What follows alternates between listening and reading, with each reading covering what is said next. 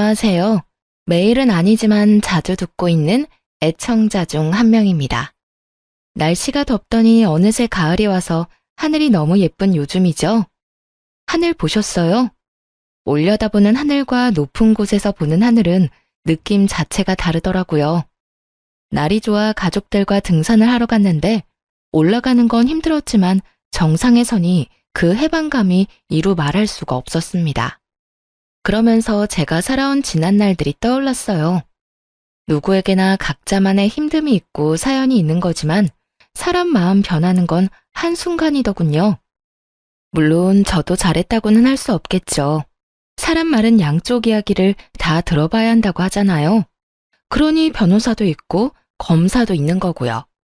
판결을 받고 싶다는 건 아니고 이미 다 지난 일인데 저같이 살아온 또 다른 선택의 기로에 서 계시는 분이 계시다면 같이 들어주시고 공감해 주시면 좋겠습니다. 산을 오르는 것 같았던 제 삶에 대해 이제는 말해도 되겠죠?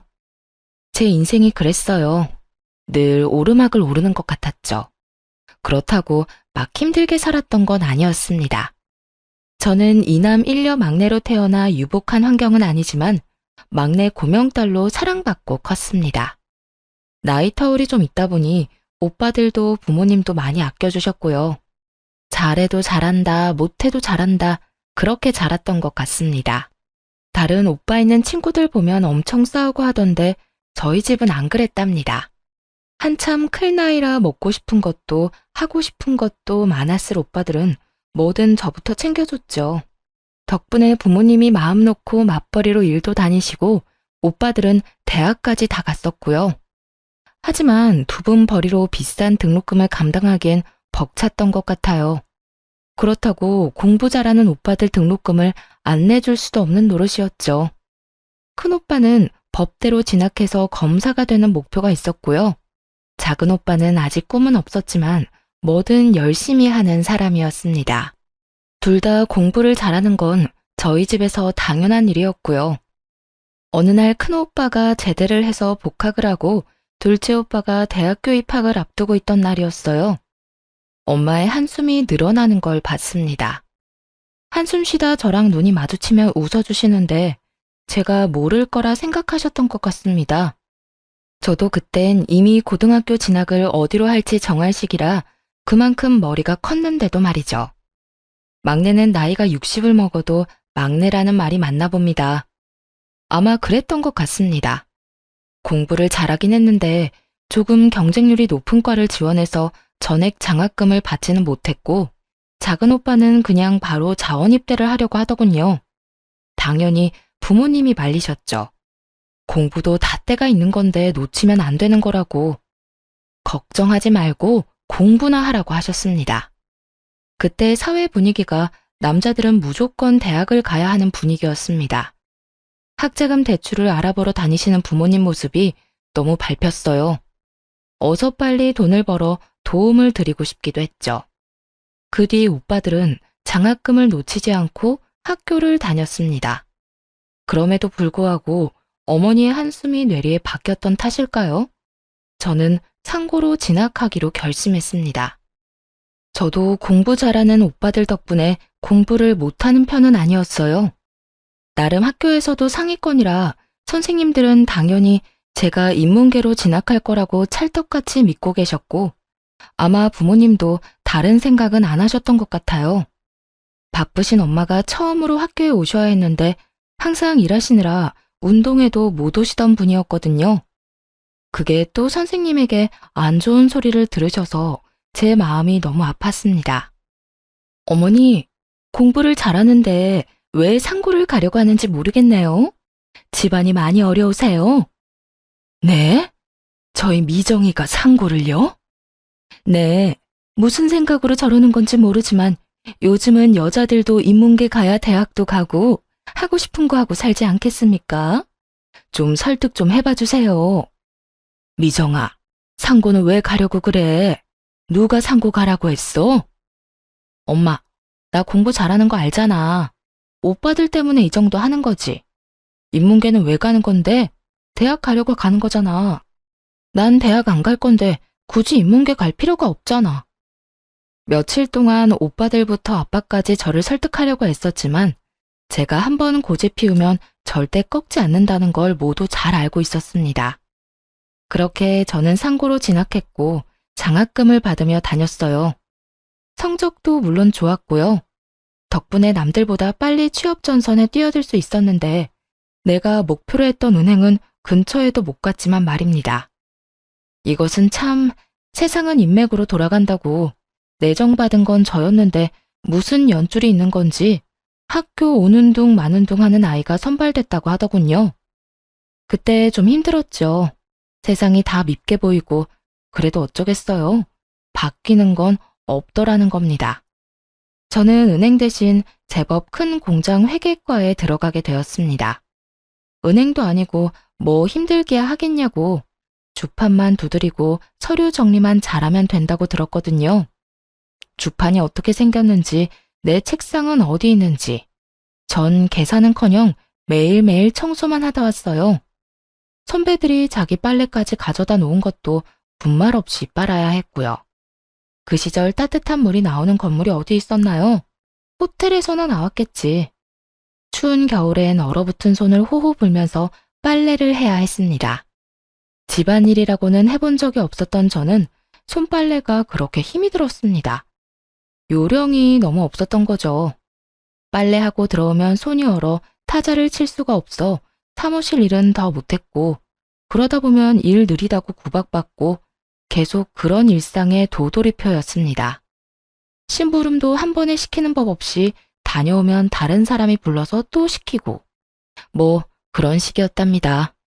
그러니 일을 제대로 배울 수 있는 환경이 못 되었던 거죠. 요즘 같으면 바로 신고감인데 저희 때는 신고가 어디 있겠습니까? 그냥 다녀야 했습니다.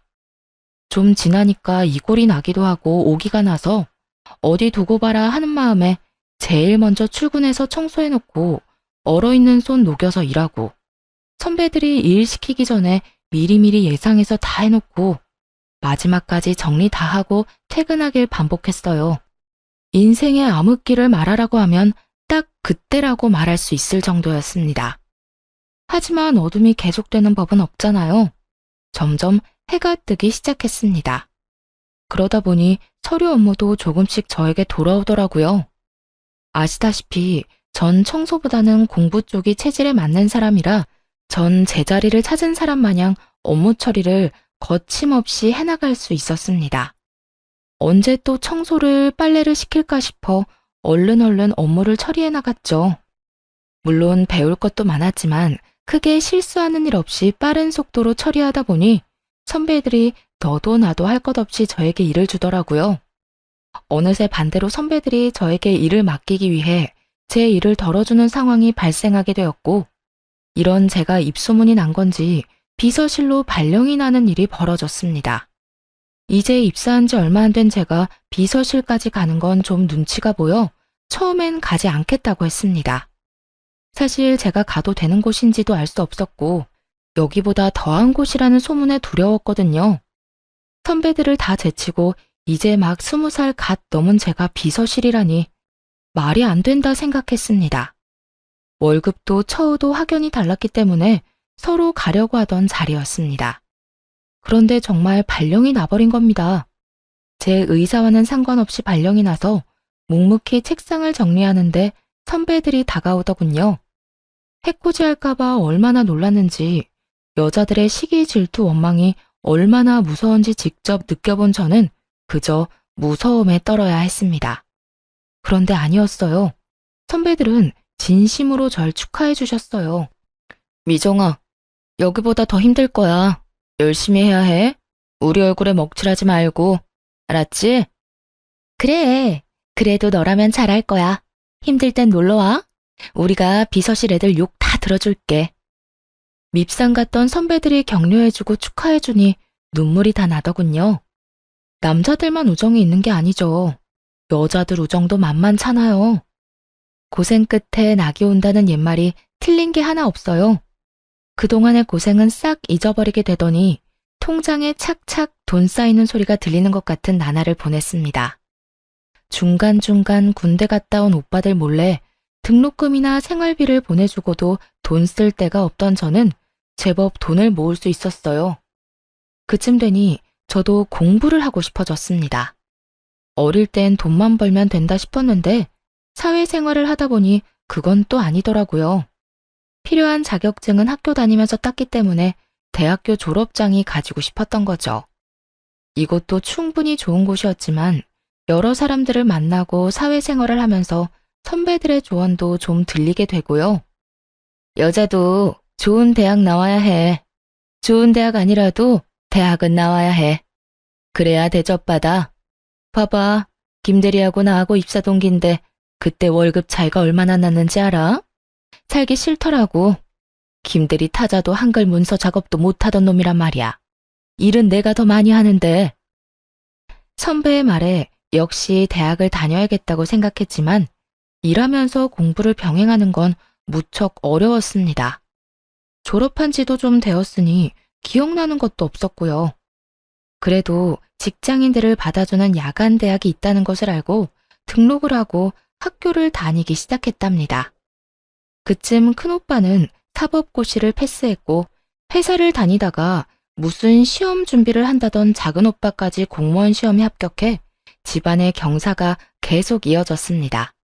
동네 플랜카드도 제가 걸어주었습니다. 모두에게 우리 오빠들이 이만큼 잘났다고 자랑하고 싶었죠. 그걸 보며 부모님이 웃으시는 걸 보자 제 마음이 다 편해지더군요. 뭔가 다 이룬 느낌까지 들었습니다. 정작 저 스스로는 이뤄놓은 게 하나 없었는데 말이죠. 그날을 계기로 전 홀가분한 기분으로 다시 직장과 공부를 병행하며 즐거운 나날을 보냈습니다.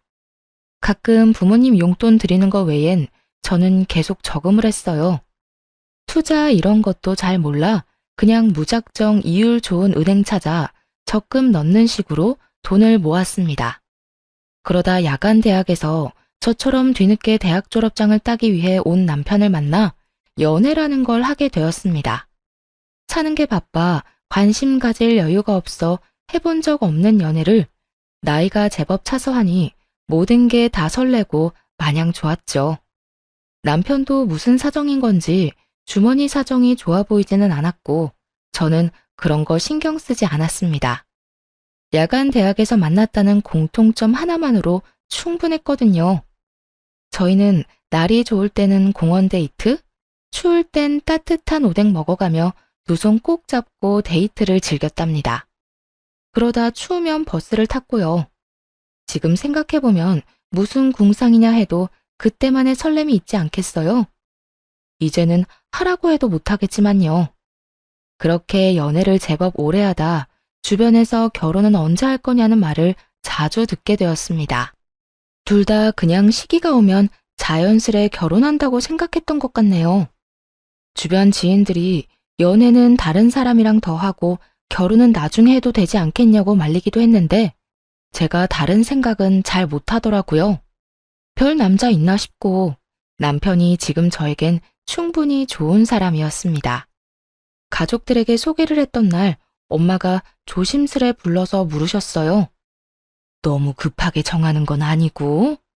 너 남자 처음 만나서 바로 결혼하는 거 엄마는 좀 별론데 너 선자리도 좀 들어오고 있어. 천천히 연애만 해보는 건 어떠니? 엄마, 내가 이 사람보다 더 좋은 사람을 어디서 만나겠어요? 아니, 네가 어디가 부족해서 그래. 저렇게 짱짱한 오빠가 둘이나 있는데 기죽을 일 없지. 너 회사에서도 능력 인정받고. 그때 엄마도 속물이구나. 약간 실망했어요. 또 오빠들이 잘 나가는 거지 내가 잘 나가는 게 아닌데 그걸 남편과 비교하니 화도 좀 났죠. 당장 제가 시집을 간다고 해도 저희 집 재정 상태가 좋은 건 아니라 해줄 수 있는 것도 없었고요. 저도 받을 생각도 없었지만 이제 막 사회생활하기 시작한 오빠들에게 무슨 돈이 있겠어요? 또 오빠 공부 뒷바라지에 부모님이 가진 것도 뻔히 제가 다 아는데 못된 말로 엄마 속을 좀 후벼 파고 남편과의 결혼을 추진했습니다. 엄마, 나 냉장고라도 하나 사줄 수 있어? 없잖아. 그냥 내가 알아서 갈 테니까 반대만 하지 말아줘. 양가 집안의 양해를 구하고 혼수 예물 아무것도 하지 않았습니다. 그래도 너무 빈손인 건 정말 아닌 것 같아 시부모님 옷 한 벌씩은 해드리라고 남편에게 봉투를 주긴 했습니다. 그게 많이 부족하다고 생각하신 건지 시부모님 얼굴이 썩 나를 반기지는 않으셨어요. 살면서 잘해드리면 되지 싶어 저는 크게 신경 쓰지 않기로 했습니다. 형편에 맞게 살아야 한다는 게 제 생각이었고 남편도 이해해주던 부분이었거든요. 제가 모았던 돈에 신랑 돈 보태서 작은 원룸에서 신혼생활을 시작했습니다. 신랑이 제 말에 잘 따라주는 편이었기 때문에 월급의 70%는 적금을 넣었고 혼자 벌다 둘이서 모으기 시작하니 생각보다 돈이 빨리 불어났습니다. 그런데 고지를 코앞에 두고 저희에게 아이가 생겼어요. 너무 예쁘고 사랑스러워 일 같은 건 생각도 나지 않더라고요. 지금을 놓치면 아이 크는 걸 못 볼 것 같다는 생각에 저는 저축을 조금 미루기로 했습니다. 집에서 아이를 돌보는 게 제 일이라 생각했고 그래서 일을 그만둔 거였죠. 저희 부모님도 소소하게 일을 하고 계셨고 시부모님들도 마찬가지셨어요. 아이를 봐줄 사람이 없었기 때문에 차선책이 없기도 했습니다. 아이가 생기니 저의 집에 대한 열망은 더 커졌어요. 아이가 크면 자기 방은 하나 줘야 하지 않겠나 하는 마음에 더 악착같이 아끼며 어떻게 보면 궁상맞게 살았던 것도 같습니다. 저는 옷이 계절별로 2벌이면 좋겠고요. 옷을 언제 사본지 기억나지 않을 정도였죠. 화장품은 처녀 때 쓰던 거 그대로 화장대 위에 있었습니다. 뚜껑 열 필요도 못 느끼겠더군요. 그래도 아이 얼굴엔 로션 발라주고 신랑 옷은 계절별로 사주며 오롯이 제 것만 줄여 나갔습니다. 아이가 클수록 돈이 많이 들기 시작했어요. 기저귀값만 해도 사이즈가 커지니 양은 적은데 비싸지고 분유값도 감당 안 될 지경이었어요. 남편 월급이 얼마길래 그랬냐고요? 그렇게 많이 가져오지는 못했어요. 월급이 적은 대신 칼퇴근에 힘든 일이 별로 없는 곳이었죠. 반 공무원이라고 생각하시면 될 겁니다. 여튼 둘이 벌다 혼자 벌게 되고 입은 셋이 됐는데 저축은 그대로 해야 하고 남편을 조금 못 살게 굴었던 것도 같습니다. 먹는 것도 그냥 반찬 하나에 밥 국 정도면 먹는 저와 달리 남편은 안 먹어도 한 상 차려 먹는 걸 좋아하는 편이었으니 얼마나 맵기가 불만이었을까요? 한 번씩 친정에서 반찬 좀 주면 잘 차려주지 매일 그런 밥상은 힘들었습니다. 반찬이 생겨도 며칠에 나눠서 먹고는 했으니까요. 당연히 남편도 이해해준다고 생각했어요. 그래도 다른 건 남들 못지않게 신경 써주고 있다고 자부했으니까요. 그런데 어느 날부터 남편이 안 하던 반찬 투정도 하고 짜증을 입에 달기 시작했습니다. 안 그러던 사람이 그래서 외벌이라 힘든 거지 하고 이해하고 넘어갔습니다. 확 변하면 눈치라도 챌 수 있었을 텐데 차츰 변하는 걸 알아채기엔 저도 아이를 키우느라 정신이 너무 없었네요. 그냥 단순히 남편이 밖에서 힘든 만큼 더 아끼고 아이를 잘 키워야지 하는 생각밖에 하지 않았죠. 그러다 드디어 제일 큰 금액이 든 적금 만기일이 다가왔습니다. 저는 미리 집을 보러 다녔어요. 집이라는 게 발품도 팔아야 같은 값이라 해도 더 좋은 집을 구한다고 동네 부동산 사장님이 그러셨거든요. 세대, 여기 슈퍼 건너편 2층 벽돌집 알지?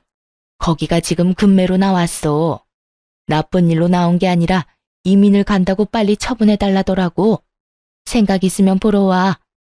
여러 군데 집을 보러 다니다가 괜찮은 집이 금매로 나왔다는 연락을 받고 보러 갔더니 정말 마음에 딱 드는 그런 집이었습니다. 그 집을 보는 순간 저는 이미 머릿속으로 인테리어도 끝내고 이사날을 언제로 하면 될까 생각 중이었다니까요. 저녁에 남편이 오기만을 기다렸다가 집 이야기를 꺼내자 남편 반응이 좋지 않았습니다. 집? 집을 꼭 지금 사야 해? 지금 부동산 분위기도 안 좋은데 더 기다렸다가 사도 괜찮지 않을까? 그럼 언제 사? 적금 만기됐고 대출 조금만 받으면 살 수 있는데 금매로 나온 거라 금방 나갈 거란 말이야. 이 가격에 그 집 못 산다고. 됐어. 집은 다음에 사. 부부 회의는 결렬되고 말았습니다. 저희는 싸움 아닌 싸움을 했고 남편은 그 길로 나가더니 들어오지 않았고요. 저는 남편은 차차 설득하면 된다고 생각하고 일단 계약금을 걸기 위해 은행을 찾아갔습니다. 그런데 이게 무슨 일인가요? 만기 통장에서 찾을 수 있는 돈은 없었습니다. 대체 무슨 일이 일어난 건지 처음엔 도통 알 수 없었습니다. 내 명의 통장을 누가 건드릴 수 있다는 말인지, 요즘은 신원 확인도 잘해서 본인 아니면 통장 거래도 안 된다고 알고 있었는데 말이죠. 사모님, 2달 전에 온라인으로 해지 신청하시고 인터넷 뱅킹으로 이체하신 이력이 있으십니다. 모바일 OTP도 받으셨네요. 휴대폰 한번 보세요. 대체 누가 내 휴대폰에 은행 어플을 깔아 해지를 하고 이체를 했다는 건지 멍청하게 그때까지도 전 남편을 의심하지 않았습니다. 그냥 어떻게 그게 가능하지? 라고 바보 같은 생각만 했죠. 저기 이체된 계좌주 명이 땡땡땡입니다. 바로 남편이었죠. 하늘이 무너지는 것 같았습니다. 돈을 떠나서 믿었던 사람에게 배신당한 느낌에 정신을 차릴 수가 없었습니다. 남편은 내가 모를 거라 생각했던 걸까, 내가 그렇게 바보 같았나 싶었습니다. 몰라서 안 한 게 아니라 돈 거래를 할 일이 없어 인터넷 뱅킹도 일부러 깔아두지 않았는데 이게 독이 될 줄이야 누가 알았겠어요. 은행에서 돌아오는 길이 천리말리길 같았습니다. 유치원을 다녀온 아이를 보자 덜컥 눈물부터 나더군요. 자기 방에다 예쁜 침대하고 책상을 갖고 싶어 했는데 엄마가 금방 해줄게, 조금만 기다려 라는 말에 너무 기뻐하던 아이였는데, 아이를 안고 울고 있는데 남편이 들어왔습니다. 저희는 처음으로 아이 앞에서 부부싸움을 했어요. 눈에 불덩이라도 떨어진 건지 아무 생각도 안 나더군요. 당신, 얘기 좀 해. 오늘 적금 찾으러 갔다 왔어. 근데 돈이 없더라? 나 빈 통장만 들고 되돌아왔다고. 1,000만 원도 아니고 억 단위 돈을 어디다 썼어? 왜 말도 없이 뺀 거야? 걱정하지 마. 투자 좀 했어. 당신 창기 알지? 그 친구 사업 대박 나서 이번에 확장하는 건데 거기 투자한 거야. 곧 100배로 불려줄게. 더 크고 좋은 집으로 이사 가자. 알겠지? 100배라는 말을 믿을 수 있어? 그러다 잘못되면 투자 아무나 하는 거 아니야. 아무나? 내가 아무나야? 막말로 그 돈 내 월급도 들어갔잖아. 공동재산인데 내가 쓰면 안 되는 거야? 그 말이 아니고 상의를 먼저 하고 했어야지. 그렇게 마음대로 써버리면 그러다 잘못되면 나한테 뭐라고 하려고 그랬던 건데? 잘못될 일 없어. 창기가 그럴 일 없다고 했어. 확실하다고 했다고. 당신이 집에서 살림만 해서 사회 돌아가는 걸 몰라서 그래. 신재생 에너지가 뭔지는 알아? 모르잖아. 모르면 그냥 가만히 있어. 초조한 나날을 보내다 결국 사단이 나고야 말았습니다. 남편은 공황장애가 온 사람처럼 불안해하며 이상한 증상을 보이더니 회사도 가지 않는 것 같았습니다. 그러다 어느 날 통화를 하더니 욕을 하고는 폰을 집어 던지더군요. 느낌이 왔죠. 아, 잘못됐구나. 100배 넘는 수익이라뇨. 그건 다단계였습니다. 처음엔 수익이 통장에 짱짱하게 찍혀 사람 속이기 딱 좋죠. 그걸 보고 창기라는 남편 친구가 속아서 시작을 하고 친구를 찰떡같이 믿은 남편은 제대로 알아보지도 않고 투자를 한 거였죠. 공중에서 돈다발이라도 뿌려봤으면 덜 억울했을지도 모릅니다. 한참 오르막을 오르다 정상에 다 왔다 했더니 더 가파른 길이 나타난 겁니다. 아니, 절벽이 나타난 거죠. 남편은 몇 날 며칠 술만 마셨어요. 저러다 급성 간경화로 죽는 건 아닐까 걱정될 정도였습니다. 미우나 고우나 제 남편 아니겠어요? 저는 다시 시작한다는 기분으로 남편을 다독였어요. 다시는 이러지 마. 사라진 돈 그냥 없었던 돈이라 생각하고 다시 모으자. 그러니 정신 좀 차리고 당분간 집에서 좀 쉬어. 남편도 면목이 없었던 건지 조용히 받아들이더군요. 이미 회사에서도 잘린 상태였고 일할 의지도 없어 보여 제가 일자리를 알아볼 수밖에 없었습니다. 돈복은 없어도 일복은 있는지 마침 연락해본 직장 선배에게서 자리가 났다는 소식을 듣게 되었죠. 몇 년의 공백이 있었지만 저를 기억하고 있는 분들은 많았어요. 복귀한다고 하니 반겨주셔서 너무 감사했습니다. 그렇게 저는 남편 대신 한 가정의 가장이 되는 길을 택했어요. 남편이 그렇게 되기 전만 해도 성실히 일해온 건 분명한 사실이니까요. 남편에게도 휴가를 주는 거였죠. 그런데 남편은 저에게 받는 용돈이 아무래도 부족했던 건지 저 몰래 오빠들을 찾아가거나 친정엄마를 찾아가서 손을 벌리는 한심한 사람이 되어버렸습니다. 하지만 모른 척 기다렸어요. 전 아이 아빠를 믿었거든요. 다시 일어설 거라고. 외벌이는 힘들었지만 역시 직장 생활은 저의 삶의 활기를 불러일으켜 주었습니다. 힘든 일은 금방 잊어버리게 되더군요. 그러다 친정엄마가 점심때 회사로 찾아오셨어요. 경희 아줌마 알지? 저번에 그 아줌마 따라 경매에 가봤거든. 다들 하나씩 적어내길래 그냥 한번 적어냈는데 내가 낙찰받았지 뭐냐? 무려 서울에 있는 50평대 아파트였습니다. 무슨 사연으로 경매에 나온 건지 모르지만 엄마가 낙찰받은 가격도 그렇게 낮은 금액도 아니었죠. 저에게 돈을 달라고 오신 건가? 드릴 돈이 없는데 괜한 걱정부터 들었습니다. 저희 집이 이렇게 된 걸 엄마는 모르셨거든요.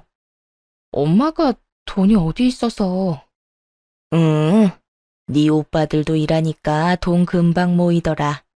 내 새끼들이 다 착하잖냐. 너도 그렇고 벌어서 나 갖다 주잖아. 이 나이 먹고 이제 돈 쓸 데도 없고 해서 그냥 한번 해본 건데 그네한테 물어보니 괜찮은 거라고 낙찰 받으라 해서 받았어. 그리고 너 시집 갈 때 집에 돈이 너무 없어서 아무것도 못 해준 거 엄마가 마음이 안 좋았는데 그래서 말이야. 이거 너 해라. 엄마. 네가 그동안 하고 싶은 거 못하고 모은 돈 다 우리한테 쓴 거 알아. 그거의 10분의 1도 안 되겠지만 이거라도 해서 시댁에서 어깨 펴고 살으렴. 엄마가 그렇게 말하는 이유가 있었어요. 사실 무슨 피해의식인지 없이 살수록 없는 사람을 더 업신여긴다는 거 여러분은 느껴본 적 있나요? 전 우리 남편 집을 보면서 그걸 딱 느꼈습니다. 그래서 결혼할 때 혼수나 예물을 무리해서 해가나 봅니다. 제가 너무 아무것도 없이 시집을 가다 보니 남편 집에서 은근히 저희 집을 무시하긴 했거든요. 굳이 비교를 하자면 저희 친정이 훨씬 나은 집이었는데 많은 무시를 당한 게 사실이었습니다. 엄마는 다 알고 계셨나 봐요. 임신하며 공부도 중단해 결국 졸업장은 따지도 못했으니 난 고졸이고 남편은 졸업장을 따서 대졸이었죠. 그런 걸로도 사람을 무시하더라고요. 당신 아들이 돈 날려먹은 건 신경도 안 쓰고 오빠들은? 오빠들도 결혼할 때 필요하잖아. 오빠나 주지 왜 나를 줘? 큰애가 돈 보탰어. 너 주라고 먼저 얘기하더라. 너한테 투자해야 내가 늙어서 편할 거래. 너무 감동해서 눈물이 앞을 가리더군요. 이사갈 준비에 마음이 들떠 있을 때였어요. 남편에게 서프라이즈로 놀래켜줄 마음으로 아무 말 안 했고요. 30평도 크다 했는데 50평이라니. 생각지도 못한 평수에 아이방 하나, 부부방 하나, 손님방 하나 해도 방이 남아돌고 시부모님을 모실까 생각 중이었는데 남편이 갑자기 이혼을 하자며 이혼 서류를 내밀더군요. 당신 같은 짠순이랑 사는 거 이제 더는 못 해먹겠어. 여자가 어디 꾸미는 구석이라도 있어야 예쁘게 봐주기라도 하지. 화장은 하고 다녀? 회사에서 그러고 다니면 안 잘려? 그 옷은 유니폼이야? 맨날 똑같은 옷 입고 나가고. 당신 무슨 소리야? 갑자기 왜 그래? 말 나온 김에 그냥 정리하자. 나 만나는 사람 있어. 애는 네가 데려가. 내가 혼자 벌어서 그동안 고생한 거 알지? 나도 더 늦기 전에 남들처럼 살아보고 싶다. 그러니까 그냥 이혼하자. 갑자기 왜 이러는지 모르겠어. 무슨 일 있어? 막말로 네가 우리 집에 잘하기를 했냐? 나한테 해준 게 뭐 있어? 맨날 돈돈거리며 통장이나 끼고 살았지. 나한테 관심이나 있었어? 여보, 그거야. 우리 잘 살아보려고 집 한 채 가지고 있으면 당신도 부담 줄고 집 담보 잡아서 사업이라도 할 수 있는 건데 그러려고 아둥바둥한 걸 그렇게 말하면 난 어떡하라고. 그러니까 난 이제 그런 거 신물이 나니까 너 혼자 하라고. 아니면 마음 맞는 사람 찾아서 둘이 해보던지. 같이 고생해서 왜 그래. 며칠 전에 엄마가 서울에 50평대 아파트 경매로 낙찰받아서 나 주셨어. 계약서 받으면 당신한테 말해주려고 한 건데 거기 위치도 너무 좋고 학군도 좋아서 다른 데 이사 갈 필요도 없어. 평생 쭉 살면 되고 방도 많아서 당신 부모님 같이 모시고 살자. 그래? 그럼 그거 그냥 다시 팔아서 재산 분할하고 너는 너, 나는 나. 이렇게 따로 새삼 살자. 여보, 내가 더 잘할게. 이제 고생 끝났는데 그렇게 말하지 말고 어머님 아버님에게도 더 잘할게. 그동안 섭섭한 게 있으면 다 말해. 다 고쳐볼게. 하지만 남편은 막무가내였어요. 어떤 말을 해도 들어주지 않았고 저는 시부모님을 찾아갔죠. 좀 말려달라고 말이죠. 하지만 오히려 시부모님이 빨리 도장 안 찍어주냐며 저를 나무라셨어요. 어여 도장이나 찍어줘라. 각자 갈 길이 다르면 놔주는 것도 서로를 위해 좋은 거야.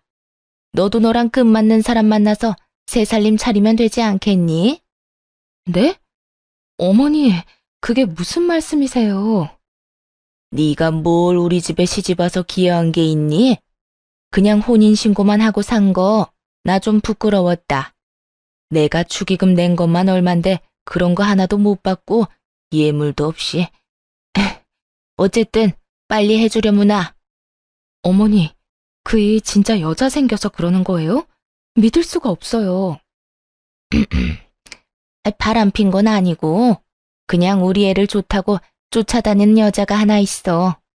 그 여자 집안이 좀 괜찮아 보이긴 하는구나. 제가 뭘 그렇게 잘못한 걸까 한참을 생각했습니다. 막말로 남편의 뭐가 좋다고 집안 좋은 여자가 따른다는 말인지 그것조차 위험하게 들렸습니다. 저는 그렇게 미움받을 짓 한 거 없고 그저 잘 살아보려고 할 수 있는 만큼 잘해드리려 했는데 그게 성에 안 차셨던가 봅니다. 저는 진심으로 슬펐습니다. 수년간의 결혼 생활을 부정당한 기분에 우울하기까지 했어요. 며칠을 이혼을 한 해 못 한 해 실랑이를 하다가 아이는 제가 데려가는 대신 양육비는 줄 수 없다고 하는 말에 또 며칠 실랑이가 이어졌습니다.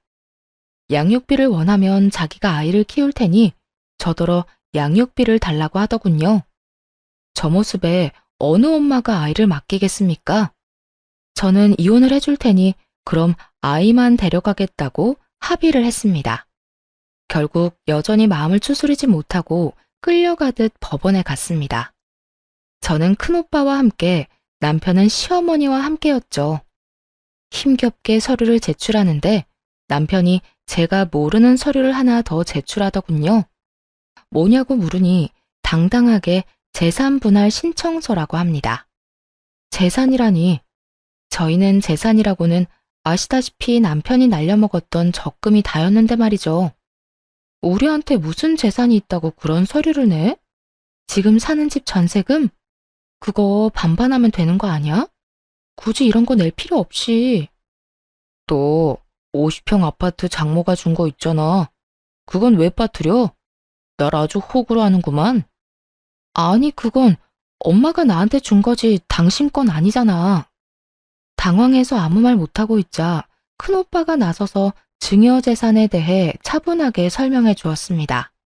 자네 그때 내 동생 데려갈 때 뭐라고 했어?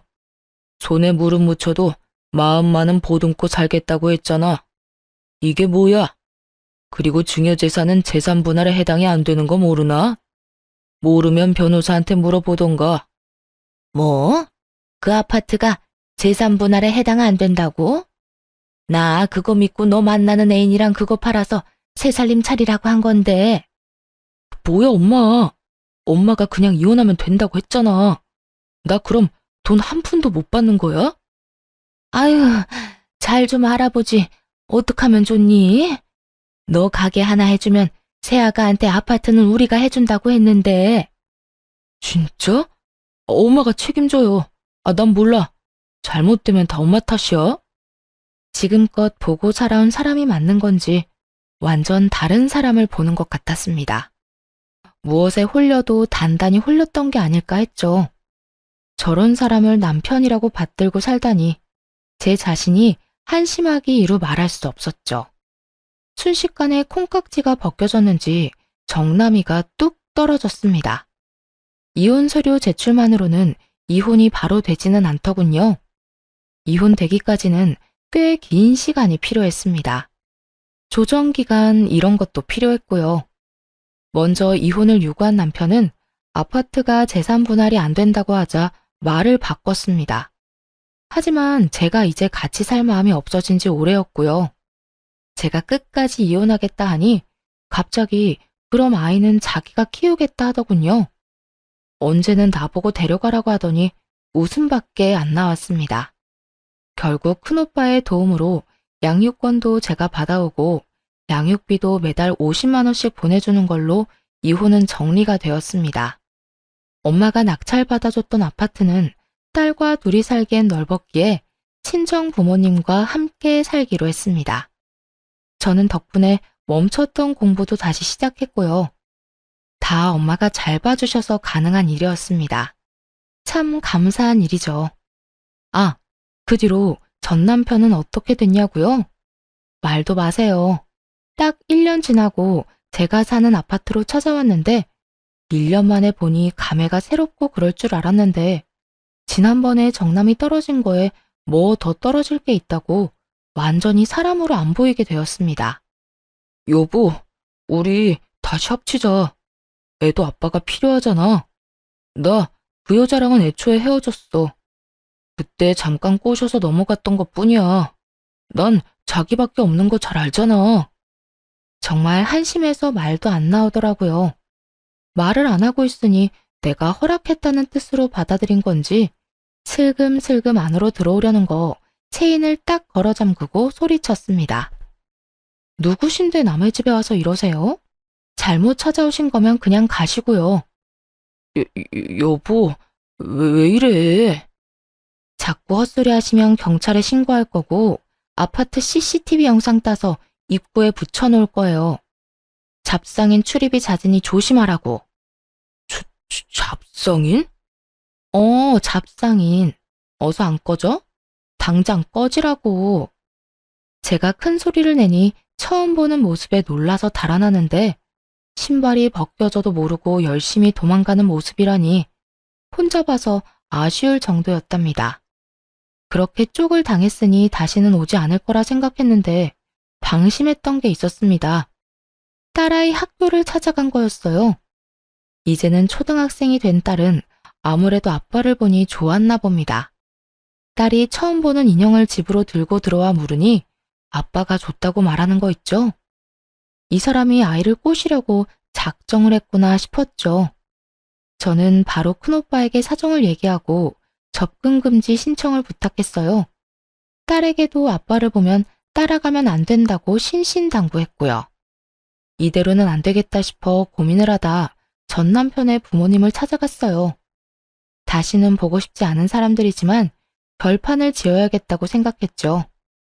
전 시부모는 작은 테이블 몇 개 놓고 동네 치킨집을 하고 있었는데 제가 간 날 딱 봐도 고등학생으로 보이는 아이들에게 술을 팔고 있었습니다. 핸드폰 동영상 줌 기능을 활용해 증거 영상을 깔끔하게 찍어 전 시모에게 내밀었죠. 이 친구들 학생인 거 알고 술 파시는 거죠?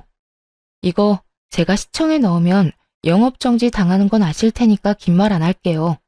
딸아이 근처에 얼씬도 하지 말라고 해주세요. 아니면 사람 심어서 계속 사진 찍어서 신고할 테니까. 아니야. 저 청년들 학교 안 다녀. 학교 안 다니면 미성년자 아닌 줄 아세요? 좀 알고 장사하세요. 저처럼 몰라서 뒤통수 맞지 마시고요. 설마 그럴 리가? 아니야. 민증 검사는 하셨나요? 안 하셨죠? 정상 참작도 안 되겠네요. 아이고, 이 나쁜 년. 무슨 심보로 그러는 거야? 무슨 심보요? 아줌마가 나한테 그런 말할 자격이 있으신가 모르겠네요. 해봐라, 해봐. 해볼 테면 해봐. 내가 가만히 있나 보자. 이게 끝인 걸로 아시면 안 되죠. 유통기한 지난 식품 나와도 끝인 거 아시죠? 점검기간 아니라도 신고하면 출동해요. 못된 년. 너 인생 그렇게 살지 마라. 그럼 잘 알아들으신 걸로 알고 가볼게요. 천하의 못된 여자 연기해보니 너무 시원했습니다. 허탈하기도 했고요. 이제 다시 찾아오는 일은 없을 거라 생각하고 싶어요. 다음날 모르는 번호로 연락이 왔습니다. 바로 전 남편이었습니다. 만나자고 하는 걸 싫다고 하니 그럼 전화통화 잠깐만 하자고 해서 그러자 했더니 구구절절 사연을 읊더군요. 전 귓등으로도 듣지 않았어요. 전 같이 사는 동안 함께 잘 살아보고자 최선을 다했고 최선을 다한 결과가 배신이었으니 그럴만하다고 생각했습니다. 그러니 전혀 아쉬운 게 없었죠. 진짜 다시 기회 줄 수는 없는 거야? 나 당신하고 열심히 살았잖아. 우리 딸은 나 보고 싶어 하잖아. 딸만큼은 만나게 해줘야지. 내가 이혼할 때 당신이 나보고 키우라고 해서 딸한테 아빠는 자식 같은 거 안 키운다고 했다고 다 말했어. 그러니 신경 쓰지 마. 그럼 우리 엄마 가게 신고하지 말아줘. 부탁이야. 당신 하라는 대로 할 테니까. 나 분명히 말했는데. 당신이 또 찾아오면 시청이든 경찰서든 신고할 테니까 각오하시라고. 나 얼마든지 할 수 있는 거 알지? 알지. 형님들이 어떤 분이신데. 응, 알면 됐어. 그러니까 이제 다시는 연락하지 말고 당신 뜻대로 나 같은 구질구질한 사람 찾지 말고 좋은 사람 찾아서 행복하게 살기를 바랄게. 그 이후 남편은 정말 땅으로 꺼진 사람처럼 사라졌습니다.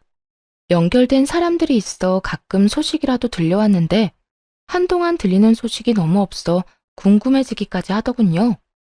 어딘가 잘 살고 있겠지 하고 생각하려고요. 그리고 저는 직장과 학교를 병행하며 열심히 살고 있습니다. 지금 졸업을 앞두고 졸업 논문을 쓰다가 쉴 겸 사연을 쓰다가 길어져 버렸네요. 여기저기서 남자 소개시켜준다고 하는데 아직은 혼자가 좋습니다. 아마 계속 혼자일 것 같습니다. 안 해본 일이 많아 하나씩 일어나가는 쾌감에 요즘 사는 재미가 너무 좋네요.